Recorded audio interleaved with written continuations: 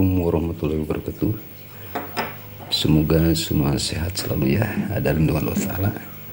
Selamat berjumpa dengan Lingkung Seni Sunda 1969. Pada kesempatan ini saya ingin memperkenalkan apa itu cangklong ya. Orang mengatakan cangklong, pipa, atau orang Sunda mengatakan padudan. Padahal sama saja, itu hanya istilah. Yang saya ingin sampaikan adalah bagaimana kayu yang dipilih atau bagaimana kayu apa yang akan digunakan. Sebenarnya gampang lah, yang penting kita tahu dulu makna kayu itu. Pertama, kayu itu kuat ya, keras, berkualitas bagus itu.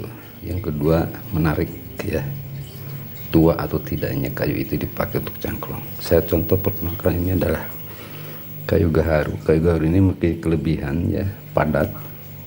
Satu. Yang kedua, pori-porinya tidak terlihat karena padatnya itu ya.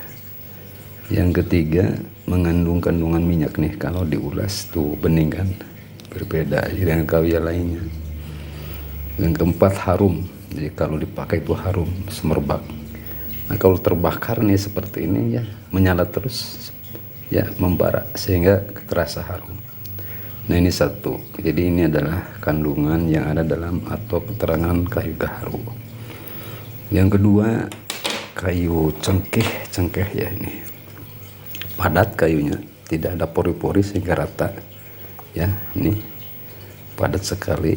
Kalau kayunya padat atau tua, ini rapih ya ketika dibuat, tidak ada pori-porinya. Nah ini contoh kayu. Nah kandungan pada kayu ini adalah mengandung minyak ya, harum minyak, harumnya harum cengkeh. Jadi ketika kita pakai ya, keluarlah kandungan minyak itu sehingga mengisapnya hangat. Nah ini pilihan kayu cengkeh itu seperti itu ya. Jadi kalau memakai kayu cengkeh ada kandungan yang masuk, jadi ketika pakai terasa hangat dan harum cengkehnya. Berbeda dengan kayu yang lain, tidak ada. Memang benar ya, galeh asam betul bagus, tapi tidak mengandung rasa. Ini kelebihan kayu cengkeh dengan kayu gaharu tadi ya. Kalau diisap terasa hangat karena di dalam kayu ini terkandung minyaknya. Ini bening ya, kalau diusap bening, padat. Nah ini padat, berat ya. Satu.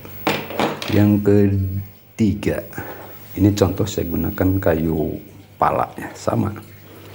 Kandungan kayu ini mengandung minyak pala sehingga kalau dipakai terasa hangat ya, bagaikan kita makan pala sehingga enak dihisap.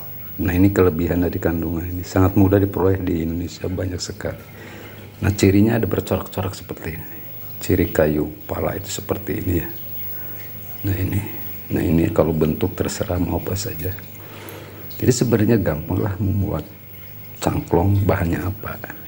Tapi yang saya sarankan udah yang terjangkau saja dan banyak manfaatnya. Tadi contoh dari jelaskan bagaimana kayu cengkeh, pala, atau kayu gaharu ya. Nah ini contoh kayu cempaka putih ya, cempaka itu. Nah ini terasa harum saja ya.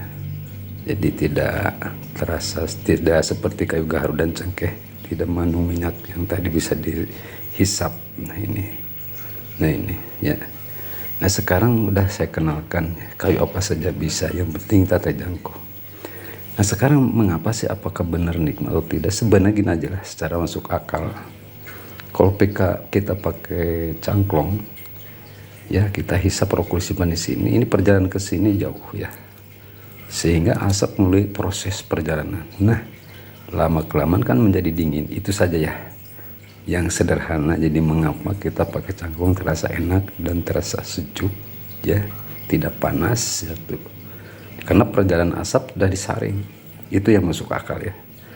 Kita susah ya bagaimana merasakan benar enggak nikmatnya berubah, tidak. Sebenarnya ada perjalanannya. Hanya kandungan-kandungan kayu yang mempengaruhinya sebenarnya. Sama dengan gading, kandungan gading mengandung minyak ya, sehingga terasa enak. Itu aja saja ya kandungannya sebenarnya ya. Jadi mengapa kita pakai cangklong? Supaya tidak terasa panas, rokok apa saja terasa dingin. Nah ini buktinya.